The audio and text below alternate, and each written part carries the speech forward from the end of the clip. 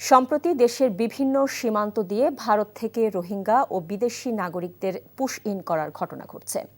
গত কয়েকদিনে বিভিন্ন সীমান্তে ২ শতাধিক মানুষ ভারত থেকে বাংলাদেশে পাঠানো হয়েছে। বিষয়টিকে উদ্বেগজনক বিবেচনা করে দেশের সব সীমান্ত এলাকায় টহল জোরদার করেছে বিজিবি। আহমেদ শরীফের ডেস্ক রিপোর্ট।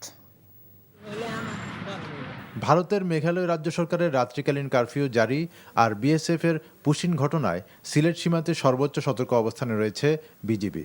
সিলেটের জাফলং, তামাবিল, জৈন্তাপুর সহ ১৯৪৮ ব্যাটালিয়নের সীমান্ত এলাকায় টহল জোরদার করা হয়েছে।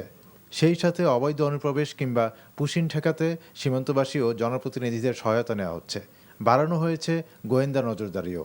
গত ৩ দিনে শুধুমাত্র মৌলভীবাজার সীমান্ত দিয়েই ৫৯ জনকে পুশিন করেছে বিএসএফ। পুলিশের সাথে আমাদের যে সমন্বয়, এটা অত্যন্ত দৃঢ় এবং জনপ্রশাসনের মাধ্যমে, স্থানীয় যে জনপ্রশাসন আছে তাদের মাধ্যমে আমরা স্থানীয় জনগণকে আমরা জানিয়েছি যে এ ধরনের কোনো কিছু হওয়ার যাতে সুযোগ না থাকে, আমরা সেই ব্যাপারেই তৎপর আছি এবং আমাদের টহলগুলোও অত্যন্ত সুচারুরূপে তাদের দায়িত্ব পালন করছে। ভারতের পুশিন ঠেকাতে হবিগঞ্জের চুনারঘাট ও মাধবপুর সীমান্তেও বিজিবি টহল জোরদার ও গোয়েন্দা তৎপরতা বৃদ্ধি করা হয়েছে। এই জেলার ১০৩ কিলোমিটার সীমান্তে এখন পর্যন্ত কোনো অনুপ্রবেশের ঘটনা না ঘটলেও যে কোনো অনাকাঙ্ক্ষিত পরিস্থিতি সামাল দিতে বিজিবি সর্বোচ্চ সতর্ক অবস্থানে রয়েছে। আপনারা কোনো সময়ের জন্য ওপাশে যাবেন না, ওরা আসলে পারা আমাদেরকে সহযোগিতা করবেন। ফেনীর বিভিন্ন সীমান্তে বিজিবির টহল বাড়ানো হয়েছে। অবৈধ অনুপ্রবেশ প্রতিরোধে বিজিবি সতর্ক রয়েছে বলে জানিয়েছেন ঊর্ধ্বতন এক কর্মকর্তা। ইতিমধ্যে আমরা জানি যে সীমান্তের বিভিন্ন অঞ্চলে কিছু পুশিনের ঘটনা ঘটেছে।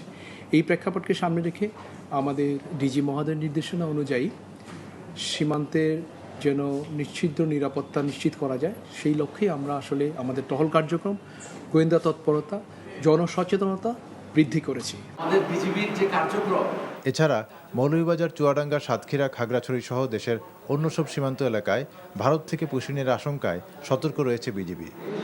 এদিকে শেরপুরের নালিতাবাড়ি সীমান্ত দিয়ে ৫ জনকে পুশিন করা হয়েছে। সোমবার দুপুরে নালিতাবাড়ি উপজেলার মধুটিলা ইকোপার্ক সীমান্ত এলাকায় ভারত থেকে ৫ জনকে আটক করে বিজিবির হলদিগ্রাম বিওপির সদস্যরা। আহমেদ শরীফ, এনটিভি নিউজ ডেস্ক।